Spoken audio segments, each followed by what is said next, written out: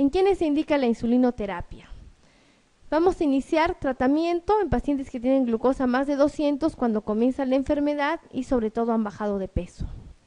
Cuando los pacientes, ya estando en monoterapia con algún fármaco oral, tienen la glicosilada más de 8,5. O pacientes que, estando utilizando antidiabéticos orales combinados a dosis máxima, tienen la glicosilada más de 7. Pueden estar usando metformina, glibenclamida, cualquiera, pero a dosis máxima ya no responde, hay que usar insulina. Pacientes gestantes con diabetes, enfermedad renal hepática crónica consuntiva, tuberculosis, cáncer, es obligatorio utilizar insulina. Cuando estamos frente a una complicación aguda, una cetoacidosis diabética o un estado hiperosmolar. Enfermedades intercurrentes, una neumonía, pielonefritis, etcétera, frente a una cirugía o cuando se hace tratamiento con corticoides antirretrovirales.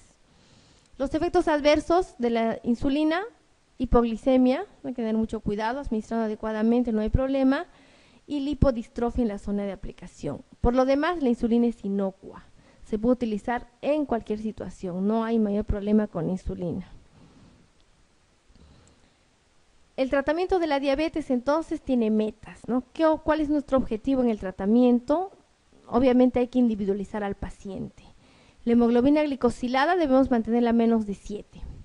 Pero existe un grupo de pacientes que no debemos bajar tanto la glicosilada por el riesgo de hipoglicemia. Pacientes ancianos, pacientes renales, pacientes con cirrosis, pacientes caquéticos, personas que viven solas. Es mejor no ser tan estrictos. Mejor la mantengo menos de 8 y me evito el problema de la hipoglicemia. La glicemia en ayunas debe ser entre 70 y 130. Como meta de tratamiento, ¿no? Así debo mantener a mi paciente diabético. La glicemia postprandial debe ser hasta 180. La presión arterial, el colesterol, LDL, HDL, triglicéridos e IMS deben estar dentro de valores normales. De todo esto, lo más importante es la hemoglobina glicosilada. El manejo de la diabetes, ¿no?, está dado por la última guía que ha salido el año pasado, donde ya se ha asociado, ¿no?, el grupo americano con el grupo europeo. Entonces, la Asociación de Diabetes Americana con la Asociación Europea para el Estudio de la Diabetes han sacado un consenso único. Entonces, a nivel mundial se está manejando la diabetes igual. Tengo que monitorizar a mis pacientes de acuerdo a sus características, ¿no?, su expectativa de vida, su riesgo de hipoglicemia, duración de la enfermedad, expectativa de vida, importancia de las comorbilidades, las complicaciones vasculares y el soporte del sistema. O sea, un paciente que no tiene dinero, uno que tiene dinero, lamentablemente, al que no tiene dinero no le voy a exigir, si no tiene para su insulina, que le puedo exigir, ¿no? Estoy limitado en eso. Igual es la edad. Pacientes muy ancianos no hay que ser tan estrictos. Pues su expectativa de vida es corta, ¿no? ¿Qué voy a querer evitar? Complicaciones a largo plazo ya no van a haber. El tratamiento, ¿cómo se hace? Todo paciente con obesidad o sobrepeso, que es la mayoría de diabéticos tipo 2, debe comenzar con metformina. La metformina tiene alta eficacia. No produce hipoglicemia, poca hipoglicemia, el peso no aumenta, incluso lo baja, no produce mucho efecto colateral y su costo es bajo. ¿No? Como hemos visto, la metformina tiene muchas propiedades para ser utilizado como el fármaco ideal en la diabetes. Si después de 3 meses no controlo con metformina sola, debo agregarle cualquier fármaco. Sulfoniluria, tiazolidinediona, inhibidor de PQ4, GLP-1 o insulina. Cualquiera de los que hemos visto. Generalmente utilizo sulfoniluria o utilizo insulina cuando el paciente está delgado o los niveles de glucosa están demasiado altos. Estos otros es para pacientes obesos con niveles de glucosa no muy altos. Si después de 3 meses, a pesar de la combinación de cualquiera de los fármacos, sigue el paciente con hiperglicemia, debo aumentar un tercer fármaco, ¿no? En este caso, en cualquiera de ellos ya le puedo aumentar insulina. O sea, hago la combinación, como hemos visto, de antidiabético oral con insulina. Esta insulina es la insulina basal. O sea, se recomienda utilizar la NPH o la glargina. Si después de 3 a 6 meses todavía mi hemoglobina glicosilada sigue alta, entonces en ese momento se recomienda utilizar la insulina a múltiples dosis, o sea, ya combino las insulinas basales con las preprandiales, ¿no? La cristalina o las ultra rápidas.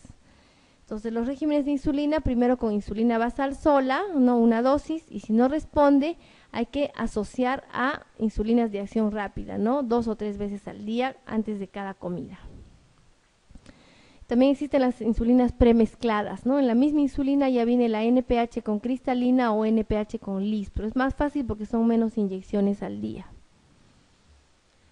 Entre las complicaciones de la diabetes tenemos las agudas, la hiperglicemia, cetoacidosis o estado hiperosmolar y la hipoglicemia. Las crónicas pueden ser mixtas, el pie diabético, las macrovasculares, infarto, ACV, insuficiencia arterial periférica, y las microvasculares, la retinopatía, neuropatía y nefropatía.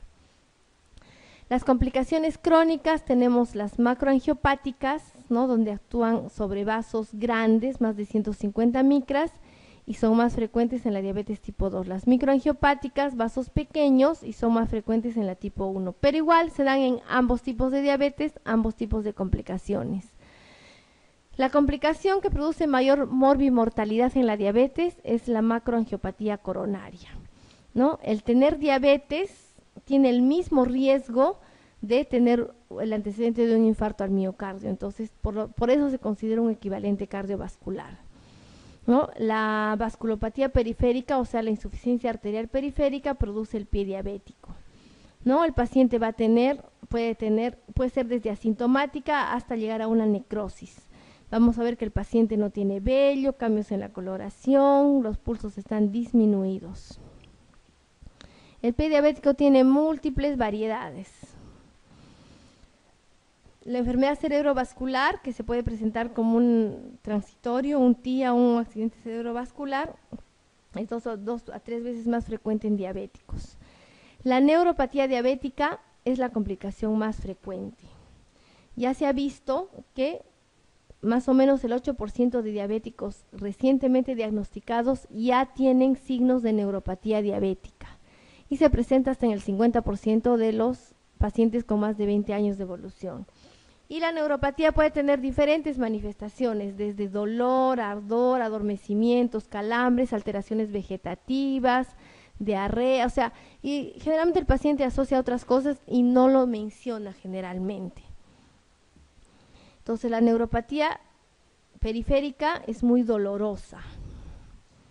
Para la neuropatía diabética, ¿no? El aumento de la edad aumenta la posibilidad de neuropatía. La duración de la diabetes también aumenta la neuropatía. Podemos evitar la neuropatía controlando la hipertensión, tabaco, dislipidemia y sobre todo la hiperglicemia. ¿Por qué se produce la neuropatía? Principalmente por la hiperglicemia. La hiperglicemia va a condicionar a hipoxia endoneuronal y también va a condicionar a disminución de la TPasa, de la bomba de sodio-potasio TPasa a nivel del nervio. Estas dos situaciones finalmente van a condicionar una disminución de la velocidad de conducción nerviosa y esto va a generar toda la sintomatología típica de la neuropatía. Puede ser una neuropatía simétrica generalizada o una neuropatía focal y multifocal, ¿no? De determinadas zonas. Lo más frecuente son las polineuropatías. La neuropatía periférica es la más frecuente y puede ser bilateral distal, mononeuropatía proximal o mononeuropatía focal. Los síntomas: dolor, adormecimiento, contracturas, piel seca, caída de vellos, hipotrofia muscular. Las deformidades en los pies son típicas de las neuropatías, ¿no? Dedos en gatillo, esta es la artropatía de Charcot con deformación de las articulaciones. Aquí tenemos los puntos que se van alterando poco a poco. La presencia de úlceras neuropáticas, que son úlceras no isquémicas, sin infección, sin el paciente tiene su úlcera ahí por muchos años.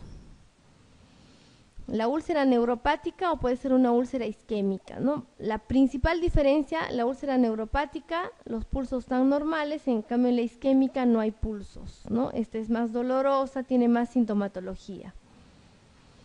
Igualmente, esa es una pierna, no hay vellos, la piel está brillante, hay hipotrofia muscular. ¿Cómo se examina la neuropatía? Examen clínico, los test de sensibilidad, fuerza muscular, los reflejos y la electromiografía, ¿no? Esta es la sensibilidad. También podemos utilizar la vibración con el diapasón, los reflejos y la electromiografía. El tratamiento, dolor. Lo que más nos importa en la neuropatía es el dolor, porque el paciente es de lo que más se queja. Para bajar el dolor, bajamos la glucosa con insulina y el dolor generalmente cede. Puedo utilizar antidepresivos, ¿no? Tricíclicos o inhibidores de la recaptación de serotonina, como la duloxetina, que es el fármaco más potente en bajar el dolor de la neuropatía diabética. También podemos utilizar otros fármacos, lidocaína, carbamazepina y gabapentina, que también tienen un efecto más o menos importante en disminuir el dolor. Asimismo tenemos los análogos del GABA, la pregabalina, que es uno de los fármacos, ¿no?, nuevos en calmar el dolor de la neuropatía diabética. Y finalmente, si no controlamos, utilizamos los opioides. Aparte de la neuropatía, polineuropatía periférica, que es la más frecuente, tenemos la neuropatía autonómica. A nivel cardiovascular tenemos taquicardia, hipotensión, infarto de miocardio silente. Gastrointestinal hay gastroparesia, diarrea o estreñimiento. A nivel genitourinario, disfunción vesical, disfunción eréctil. A nivel periférico, alteraciones de la sudoración, alteraciones pupilares, y a nivel metabólico, falla de reconocimiento de la hipoglicemia y falta de respuesta a hipoglicemia. Esto es muy peligroso, el paciente no reconoce la hipoglicemia y entra en coma. ¿Cómo tratamos la gastroparesia? ¿No? Utilizamos fármacos que aceleran el tubo digestivo, ¿no?, el peristaltismo. Y para la diarrea diabética se utilizan fármacos antidiarreicos como la loperamida principalmente. El pie diabético es una asociación de la neuropatía más la insuficiencia arterial periférica, y clasificamos en los estadios de Wagner, ¿no? 0, no hay heridas. 1, heridas superficiales. 2, úlcera profunda. 3, úlcera profunda más absceso, o sea, hay osteomielitis.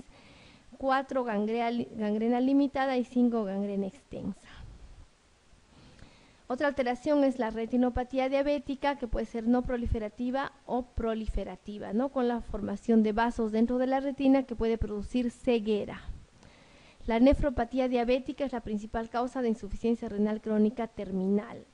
La detección precoz en todo paciente diabético debe ser haciendo el dosaje de la microalbuminuria, ¿no?, que se encuentra la albúmina en orina entre 30 a 300 miligramos en 24 horas. En este estadio se puede prevenir la nefropatía con un tratamiento adecuado de la diabetes y un tratamiento de microalbuminuria. Cuando llega a macroalbuminuria con hipertensión, esto va a terminar en insuficiencia renal crónica terminal. Los estadios de la nefropatía diabética son de acuerdo a los niveles también de depuración de creatinina. Y las complicaciones agudas tenemos al estado hiperosmolar y a la cetoacidosis diabética. En el estado hiperosmolar, ¿no?, lo que se presenta es el déficit de insulina, lo cual va a generar hiperglicemia, ¿no? Además hay una inhibición de la lipólisis, no hay cetosis. Esa es la diferencia del estado hiperosmolar con la cetoacidosis diabética. La hiperglicemia va a generar hiperosmolaridad. La hiperosmolaridad aumenta la viscosidad sanguínea y la trombosis, produce coma y deshidratación. El paciente entra en shock, ¿no? Esto puede terminar en insuficiencia renal y desencadenar una acidosis. Las diferencias básicamente es que la cetoacidosis es de evolución más corta que el estado hiperosmolar. La sintomatología generalmente es la misma. En la cetoacidosis diabética además hay náuseas y dolor abdominal y respiración de Kussmaul. ¿Cómo hacemos el diagnóstico diferencial entre ambas? En la cetoacidosis lo que predomina es, en primer lugar, la disminución del pH y la disminución del bicarbonato. Puede ser leve, moderado o severo de acuerdo a los valores. Y hay un aumento del anion gap. Se define el anion gap como la diferencia entre los cationes menos los aniones, ¿no? El sodio, que es positivo, y el cloro y bicarbonato, que es negativo. Y el estado hiperosmolar se define cuando la glicemia está más de 600 y principalmente cuando la osmolaridad plasmática es más de 320. ¿Cómo calculo la osmolaridad plasmática? Con esta fórmula: 2 sodios más glucosa entre 18. Si está más de 320 es un estado hiperosmolar. Si tiene el pH bajo es cetoacidosis. Si tiene ambos es un estado mixto. El tratamiento, lo más importante es la fluidoterapia, sobre todo en el estado hiperosmolar donde hay gran deshidratación. Se recomiendan grandes volúmenes de cloruro de sodio isosmótico principalmente. Luego hay que usar insulinoterapia con infusión continua.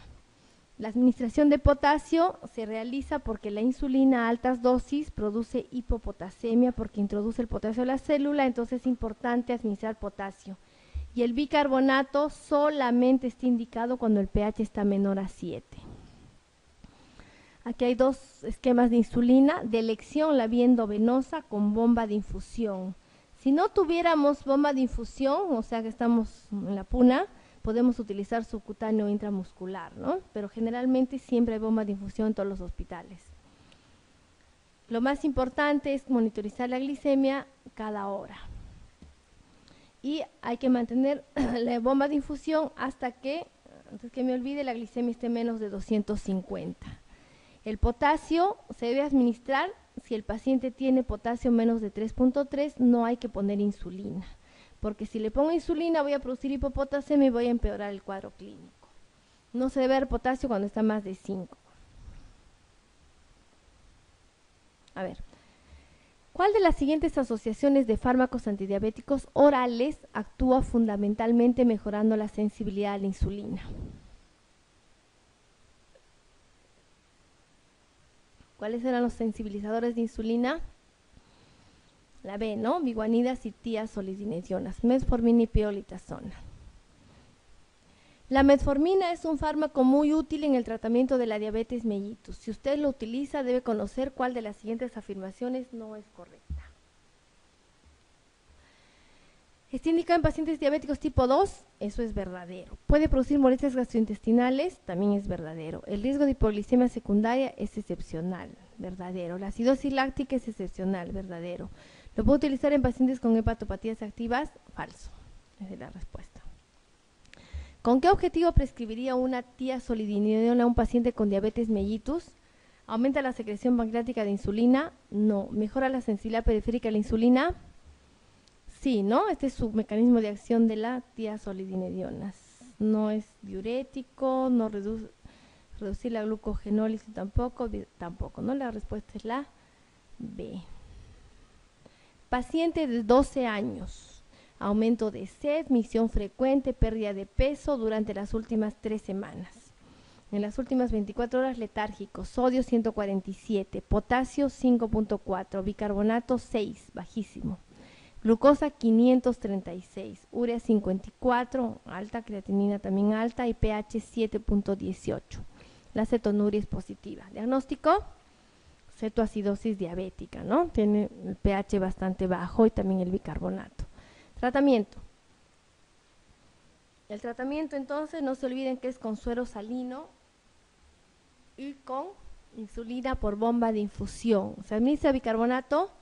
No, solamente cuando el pH está menos de 7. Entonces el tratamiento es hidratación con suero salino isotónico y perfusión endovenosa de insulina. ¿Cuál de los siguientes fármacos está contraindicado durante el embarazo de la mujer diabética? Se pueden utilizar las insulinas, también la metformina, pero no las sulfonilúreas. El porcentaje de hemoglobina glicosilada, si se determina correctamente, ofrece una estimación del control diabético aproximadamente durante los 3 meses anteriores. No se olviden de eso. El paciente diabético es muy engañador. Hace dieta 3 días antes de su análisis y su glucosa está normal. Le tomas la glicosilada y está en 10. Entonces ya sabes que está mal controlado, ¿no? En el tratamiento de la diabetes tipo 2 con metformina se espera encontrar asociación frecuente con acidosis láctica, incremento de la absorción de glucosa intestinal, liberación de insulina a partir del páncreas, mejora las condiciones clínicas del paciente con nefropatía, inhibición de la producción hepática de glucosa al inhibir la gluconeogénesis. El mecanismo de acción entonces de la metformina es inhibir la producción de glucosa hepática al inhibir la gluconeogénesis. Ese es su principal mecanismo. Un efecto indeseable producido por la insulina puede ser, no se olviden, la insulina es un fármaco inocuo, A lo más produce lipodistrofia y a veces hipoglicemia. La deshidratación de los pacientes con diabetes mellitus descompensada se debe a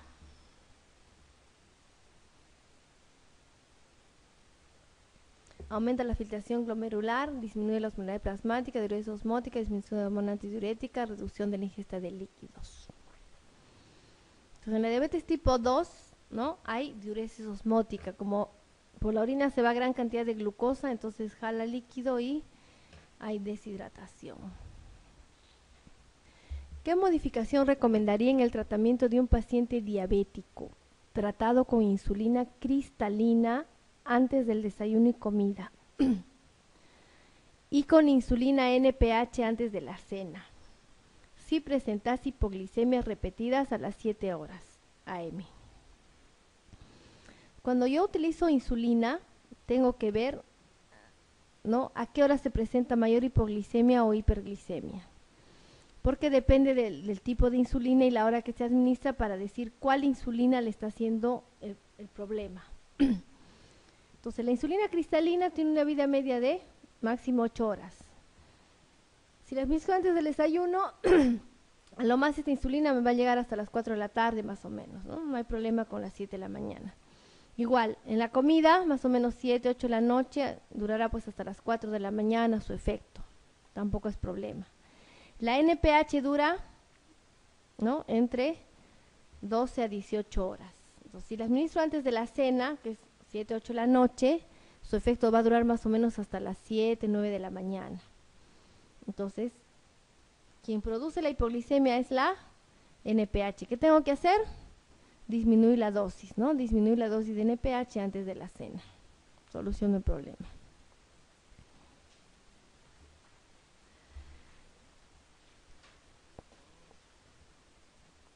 Casi todos los pacientes diabéticos que necesitan insulina, lo mejor es que sigan su control y se modifique el tratamiento basándose en ¿cuál de estas debo yo utilizar para hacer la modificación del tratamiento?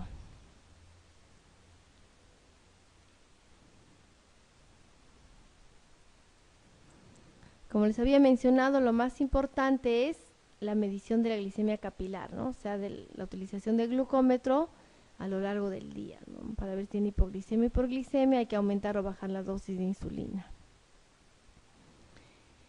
El índice más apropiado para el control metabólico de la diabetes mellitus es hemoglobina glicosilada. La forma más habitual de neuropatía diabética es polineuropatía, ¿no?, periférica distal.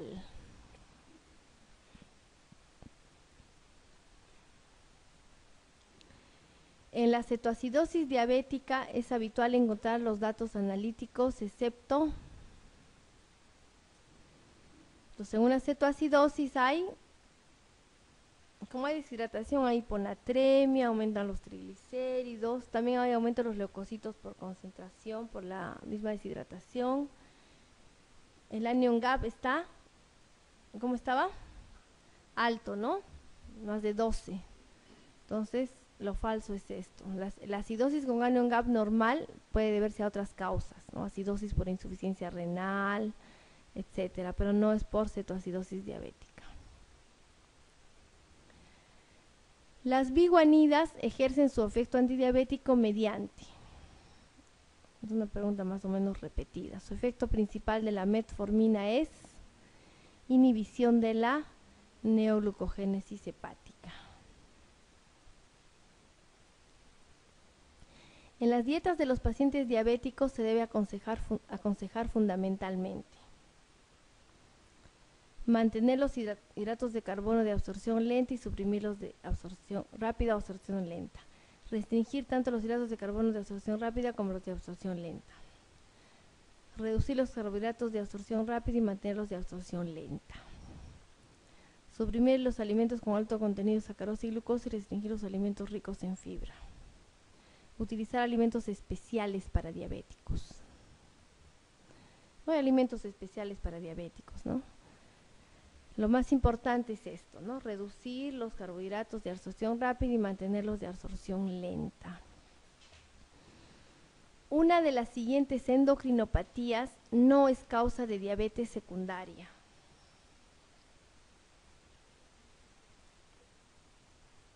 Hemos mencionado que el aumento de las hormonas contrarreguladoras producen diabetes, ¿no? Todas estas aumentan hormona de crecimiento, noradrenalina, cortisol y aldosterona, excepto el hipoparatiroidismo. En la patogenia de la diabetes tipo 1 no es cierto. Los HLA, DR3, DR4 se encuentran en la mayoría de enfermos, sí es cierto. La tasa de concordancia con gemelos monocigóticos es del 100%. Eso también es, ¿no? La presencia de diabetes tipo 2 en pares aumenta el riesgo de diabetes tipo 1 en la descendencia, eso también es cierto. Se ha implicado virus y ciertos alimentos como agentes causales, es cierto. Coexistencia con otras endocrinopatías autoinmunes también es cierto. Esto es falso. No es del 100%, es más o menos del 70% aproximadamente. Cuando un enfermo presenta intolerancia hidrocarbonada, tiene un riesgo incrementado de desarrollar microangiopatía. Debe iniciar tratamiento con antidiabéticos orales. Un 50% de estos enfermos desarrollarán diabetes. Debe repetirse sobrecarga oral de glucosa cada 3 meses. Existe mayor probabilidad de que presente hipertensión arterial. La intolerancia hidrocarbonada o es la prediabetes, ¿no? Tiene mayor riesgo de desarrollar macroangiopatía. No necesita iniciar desde el inicio antidiabéticos orales. El 50% de desarrollar diabetes, no. Debe repetirse una sobrecarga oral cada 3 meses, tampoco, ¿no? Pero sí existe mayor riesgo de hipertensión. ¿Cuál de las siguientes sulfonilúreas estaría más indicada en el tratamiento de un enfermo diabético con insuficiencia renal avanzada? La tolasamida. En el síndrome A de la resistencia a la insulina no es cierto. Suele afectar a mujeres jóvenes de talla alta, hay tendencia al hirsutismo, es frecuente asociación con otras enfermedades autoinmunes, hay anomalías del aparato reproductor tipo poliquistosis ovárica y hay una resistencia por ausencia o disfunción del receptor. Este síndrome es un síndrome genético que tiene casi todas estas características, ¿no? La única que no está presente es que no se asocia a otras enfermedades autoinmunes porque no es una enfermedad autoinmune. En relación a la diabetes gestacional no es correcto. Se suele tratar con antidiabéticos orales. Después del parto, la embarazada debe ser reclasificada. Después del parto, la mujer con diabetes gestacional puede ser diabética permanente o quedar ahí, ¿no? No necesariamente queda diabética. 30-40% desarrollarán diabetes a los 5 a 10 años, también es verdadero. Tiene riesgo aumentado de morbi-mortalidad fetal, es verdadero, y suele presentarse entre el segundo y tercer trimestre del embarazo, también es verdadero. El tratamiento es con insulina. La hiperglicemia en las primeras horas de la mañana, debido a la secreción nocturna de hormona de crecimiento durante el sueño, se corrige aumentando la dosis de insulina, ¿no? Esto se denomina, esto no les he mencionado, pero existe un fenómeno que se llama el fenómeno del alba. Normalmente a eso de las 4 de la mañana aumentan los niveles de hormonas contrarreguladoras y producen hiperglicemia. Entonces tengo que aumentar la cantidad de insulina para bloquear este fenómeno. Esto se llama el fenómeno del alba o del amanecer. El tratamiento con insulina en perfusión continua en la cetoacidosis diabética debe realizarse hasta que la glicemia esté menos de 250. La medida más urgente en el tratamiento del coma hiperosmolar es, ¿qué es lo primero que debo hacer un paciente con coma hiperosmolar? Corregir la deshidratación. Eso es lo más importante, ¿no? El primer tratamiento. Entonces la administración de líquidos es lo que debo hacer. Después ya le pongo la insulina, ¿no? Y hago lo que es necesario. Enfermo diabético que en el curso de una cetoacidosis diabética presenta tumefacción dolorosa periorbitaria perinasal con secreciones nasales sanguinolentas. El tratamiento de elecciones. Esta es una situación muy poco frecuente que generalmente se da en pacientes diabéticos inmunosuprimidos por la presencia de algunos hongos que normalmente son saprófitos. El tratamiento de elección es entonces la anfotericina B. En la cetoacidosis diabética es cierto que la presencia de leucocitosis implica la existencia de infección sobreañadida. En una cetoacidosis, en un estado hiperosmolar, como hay deshidratación, hay un aumento de los leucocitos, ¿no?, por concentración. Solamente habría infección si tendríamos una desviación izquierda, ¿no?, pero una simple leucocitosis no me indica infección. Es la complicación metabólica aguda más frecuente de la diabetes mellitus no insulino dependiente. Esta es la diabetes tipo 2. Es falso, ¿no? Esto generalmente es la tipo 1, la insulino dependiente. Debe administrarse un bolo inicial de insulina subcutánea. No, se debe administrar siempre insulina endovenosa. Puede aparecer hipomagnesemia. Esto puede ser, ¿no? La hiponatremia es un signo de mal pronóstico, también esto es verdadero. Entonces, en la cetoacidosis diabética es cierto que puede aparecer hipomagnesemia. En un paciente diabético, la aparición en la superficie anterior de las piernas de placas con zona amarillenta central rodeada de un halo marrón es sugerente de... Esta también es una alteración poco frecuente, pero estas características, ¿no?, se asocian a necrobiosis lipoídica diabética.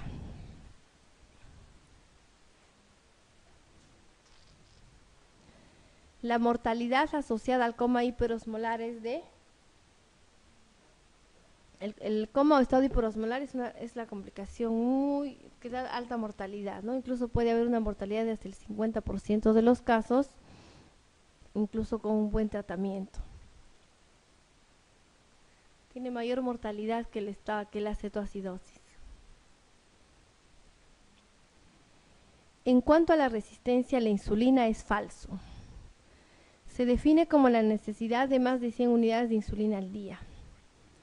Suele deberse a resistencia de tipo prereceptor por anticuerpos antiinsulina.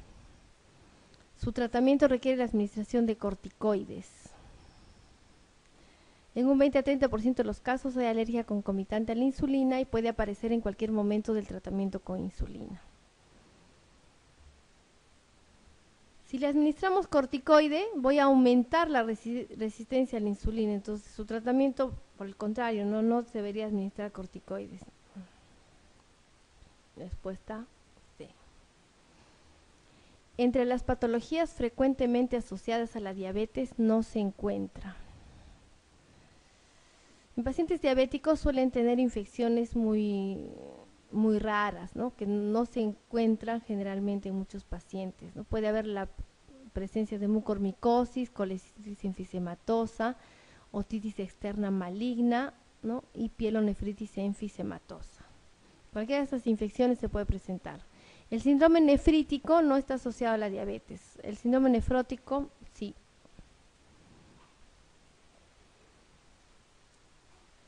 Gracias.